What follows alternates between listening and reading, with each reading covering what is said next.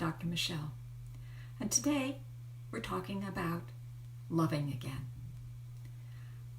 I understand you've gone through a significant loss with a partner or a spouse, somebody significant, somebody important to you, and you still are smarting from that. It still hurts. It is a physiological impact on you.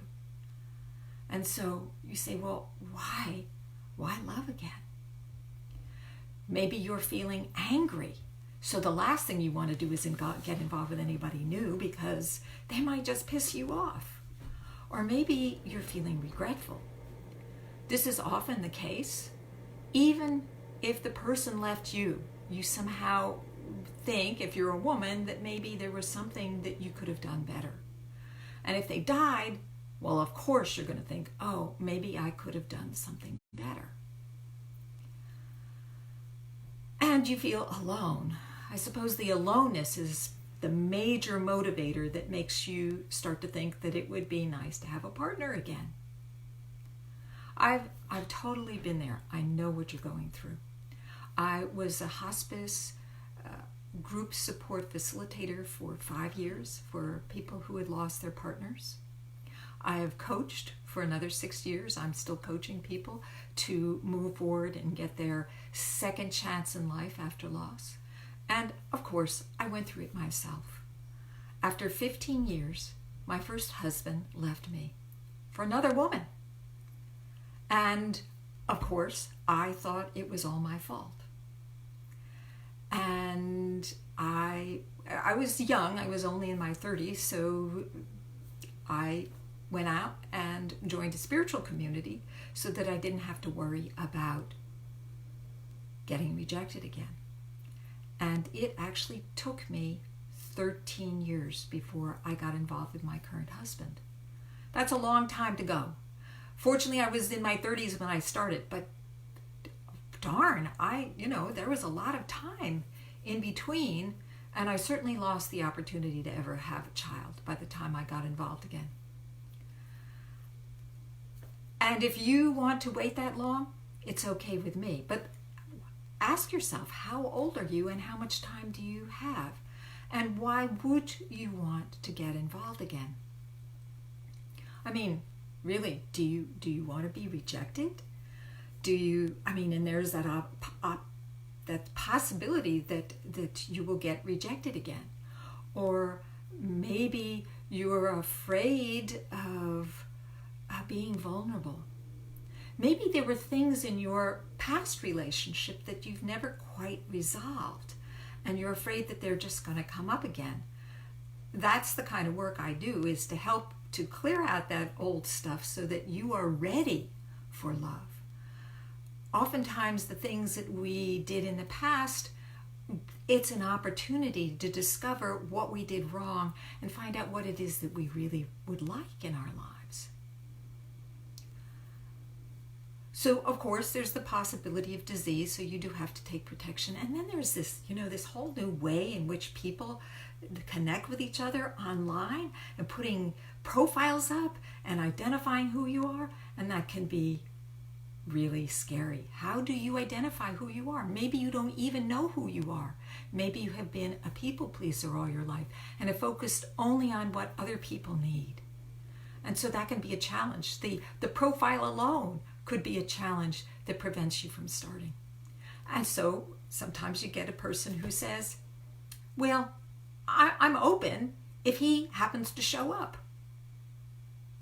Well, what that does is either it attracts the wrong kind of people or it attracts nobody. After I made my film series, Secrets of Life and Death, I was expecting the world to open up for me. I was expecting people to come to me and say, oh yes, let me promote your movie or movies. And crickets, nothing. I had to take action to change things. And I'm telling you that if you are feeling lonely and would like companionship, hi, thank you for joining. We're talking about loving again after loss. and some of the things that get in the way or hold you back mentally from making that decision to move forward. And right now I'm talking about how your Prince Charming is not going to come of his own accord. Hi, thank you for joining. But you are actually, hi, Susan, thank you for watching. You actually need to take action. You need to do something if you are going to attract people or attract a new romantic partner. You have to take steps. And I understand that you may be feeling reluctant. You may, because you've lost somebody, feel really vulnerable. But even if you haven't lost anybody, you may feel vulnerable. Putting yourself out in the romantic market is scary because now people are judging you and evaluating you. Clients who work with me have an advantage. They get the self-esteem and the energy activation to actually attract the people, the person that they want, instead of attracting the wrong people.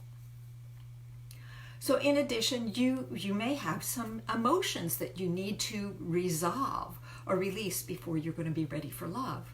Because if you're coming in with an attitude of anger or show me how good you are, you might be disappointed. You may have to heal the wounds, and they can be wounds from a divorce, or they can be early childhood wounds that set you up to either be a people pleaser or a controller or somebody who doesn't trust the other person. That's another thing that I work with my clients on, is how to develop trust in yourself so that you can actually trust others. And I already mentioned in one of my other Facebook Lives the challenge of intimacy. I think most of us haven't the slightest idea what is truly involved in intimacy, because we're all too busy either trying to please the other person or to control them.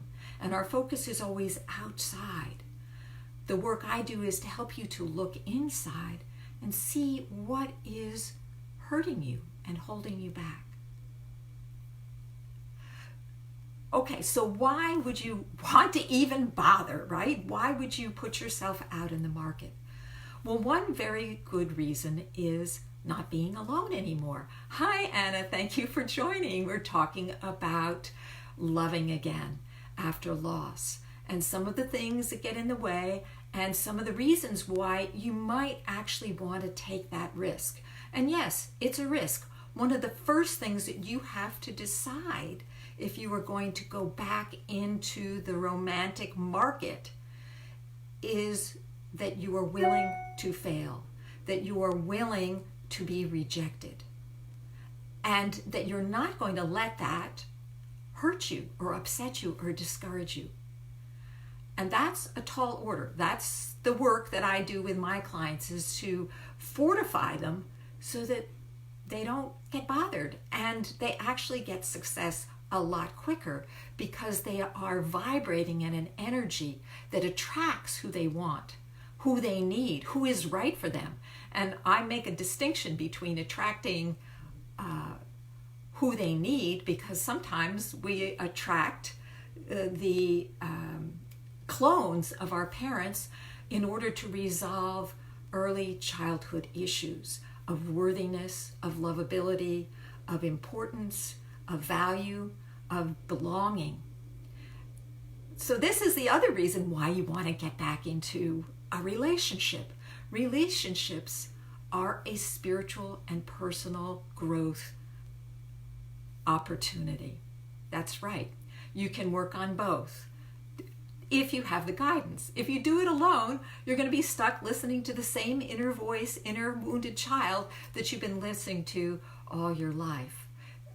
So I recommend that you do some house cleaning, emotional house cleaning, before you go out again. That you find out what the emotions are that you still need to release before you put yourself out. Because otherwise, rejection, you're going to attract rejection if that's what you believe is going to happen. And it's going to hurt. And you're going to say, see, I told you, why should I bother?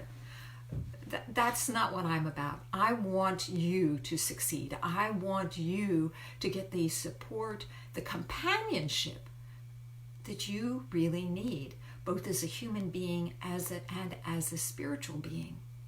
So who is that? And how do you attract them? Well, you do the inner work. I wanted to go back with some other reasons why you want to do it besides it being spiritual growth and personal growth. And I've heard this a lot from people that I've talked to. It's the companionship. It's having somebody to go to. It's having somebody that you can bounce your ideas off of.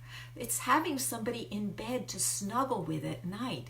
These bodies really appreciate and enjoy tactile contact. And that's what having a partner gives you every night of the week. That's pretty cool.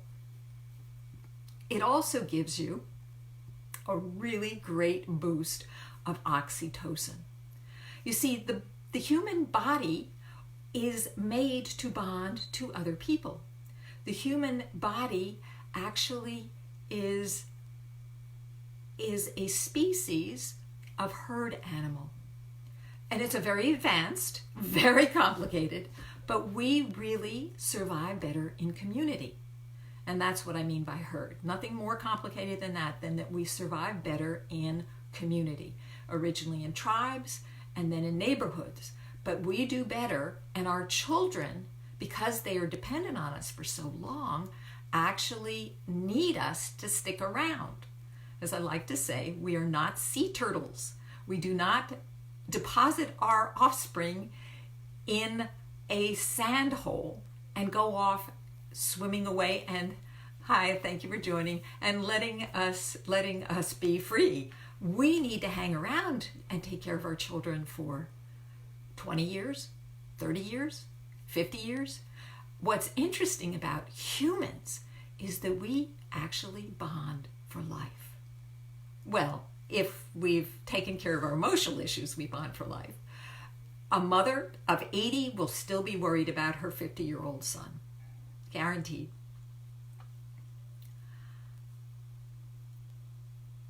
So let's see. Oh, so another reason for doing the work, clearing the house, besides not wanting to attract the people that you didn't want, so actually taking an inventory of your last relationship and saying, well, what worked? What did I like? And what did I not like? What did not work? And then allowing that to help you to identify the kind of characteristics and attributes that you would want. So setting your intention for what you want is one of the first steps that you want to take. Now, the other reason for going ahead and making a choice is that if you have grown up as a people pleaser, and that works really well, it makes you a very, very loving companion, and it's, it can be so ingrained in you that it's difficult to give up. But it also makes you boring, because when you're your real self, when you're your authentic self, then you're unpredictable, and you are interesting, and you are inspired by spirit and source, and your partner is much more interested. I actually had a client who was a people pleaser.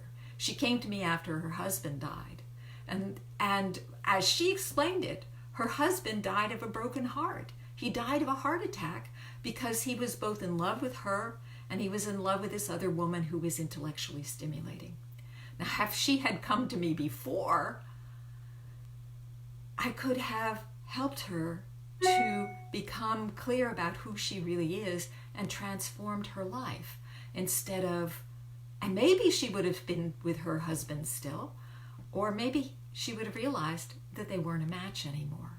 But she wouldn't have been left in that place of having lost him and feeling guilty, which was the work that we had to do, was releasing the guilt.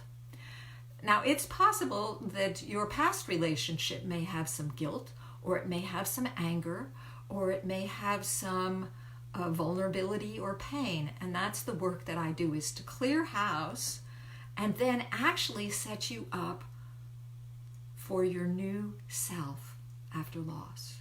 It's called second chance, to become the person that you really always were. Hi, thanks for joining. We're talking about how to get ready for love again.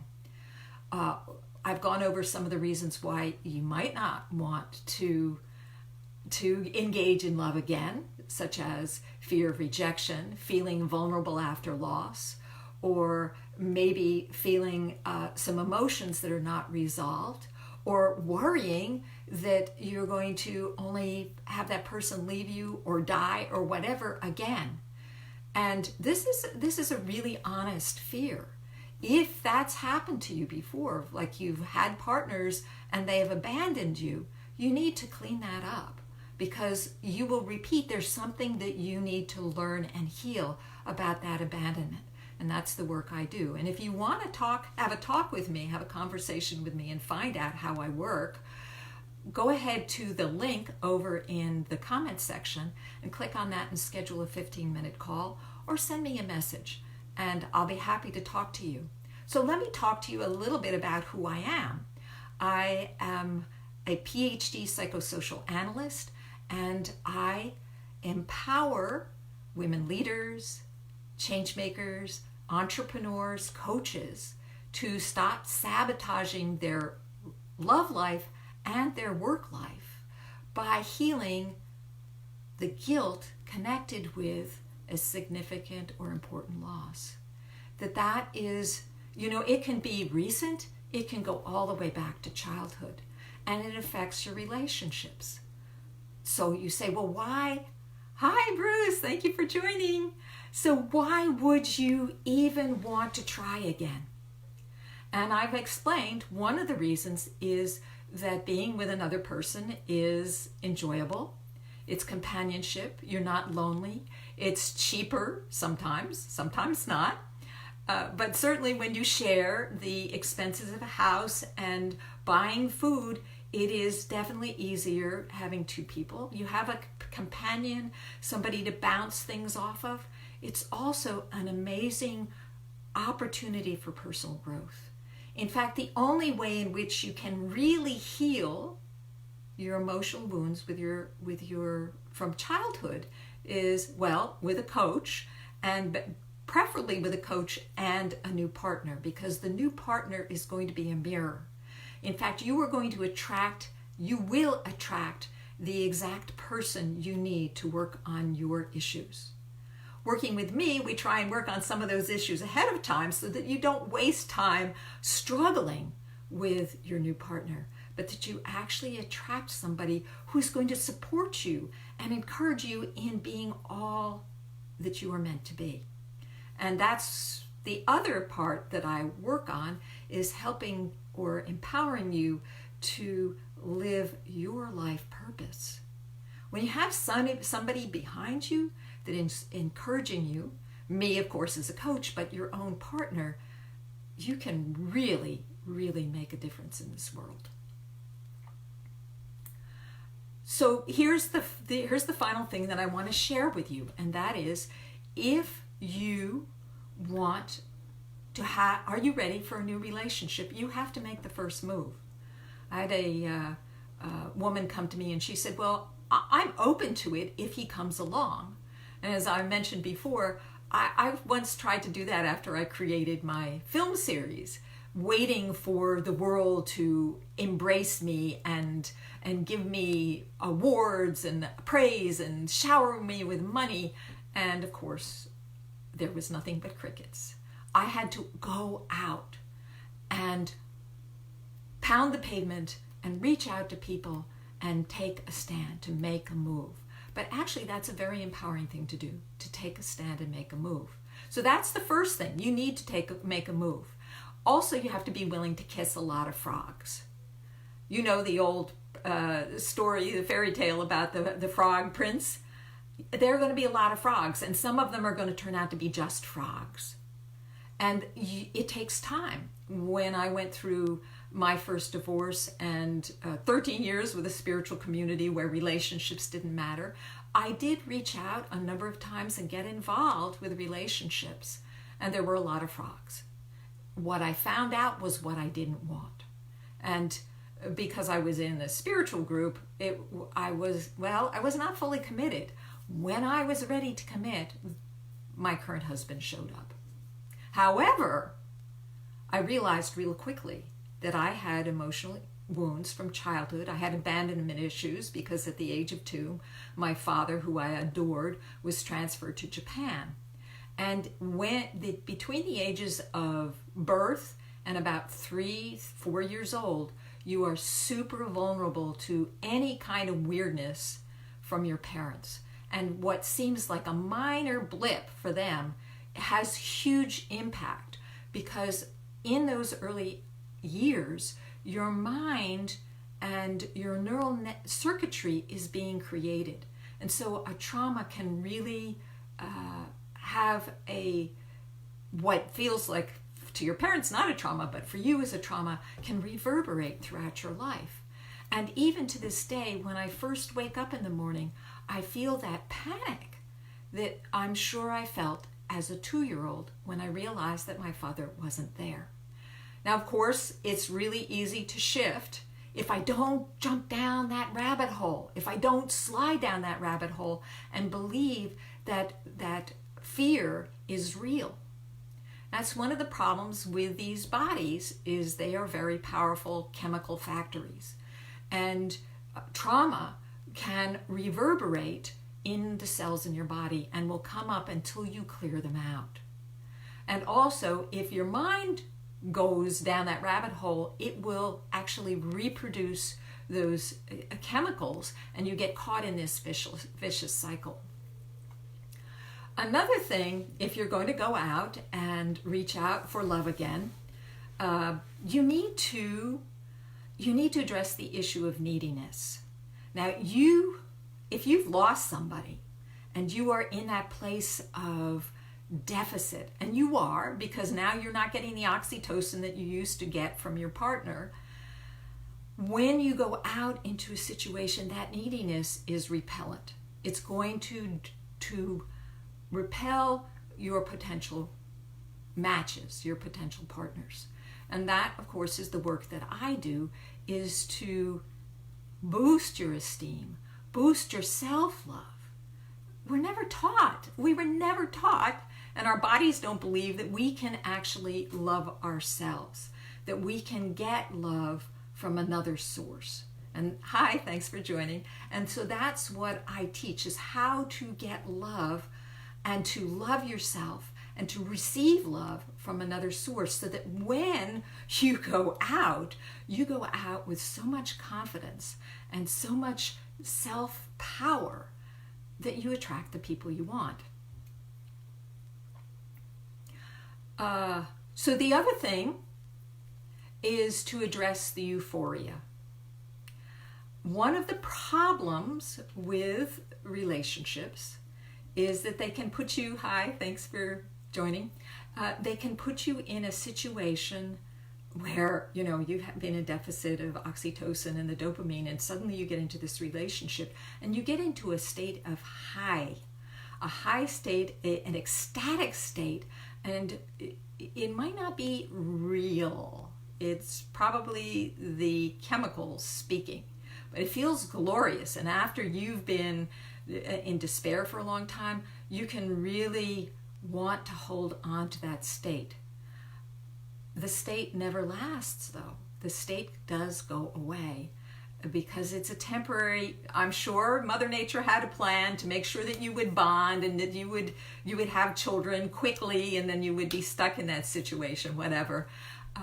However, in long-term relationship, you actually need to be friends. You need to know how to communicate with each other, to express your needs, to stand up for yourself, to realize and walk away from things that don't work for you.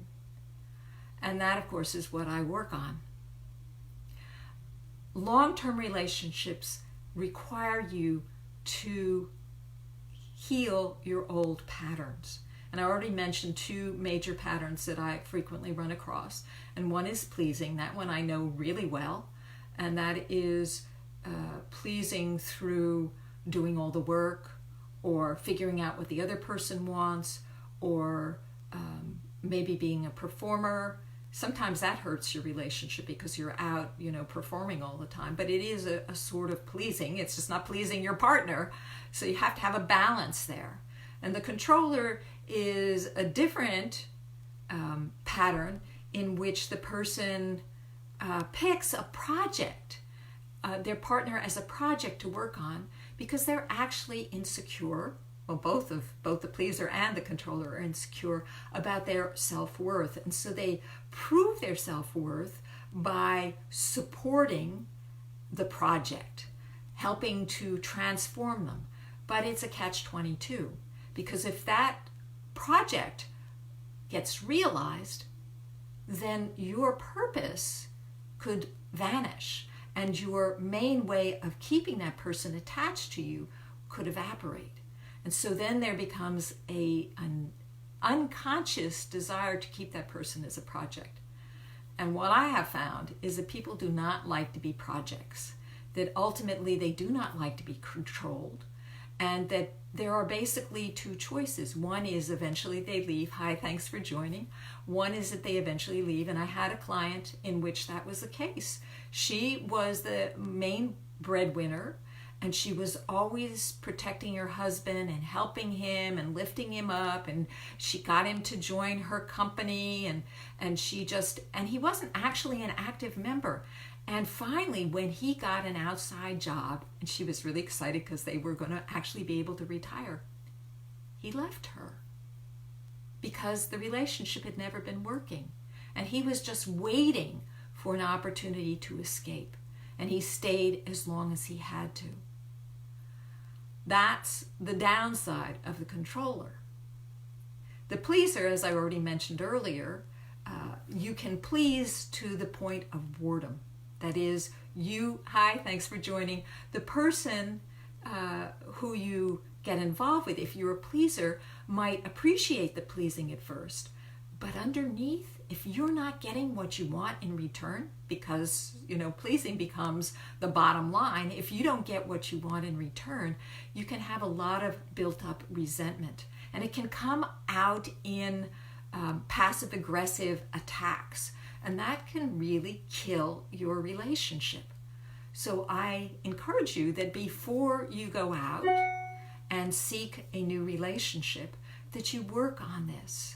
And as I've mentioned, if you want to have a conversation with me, a free 15-minute conversation, there's a link in the comments section. Have a talk with me and find out how I work and how I can really enable you, empower you to be prepared to love again and actually attract the right people, the right person into your life. So I'm going to check my notes and see if there's anything else I want to share with you.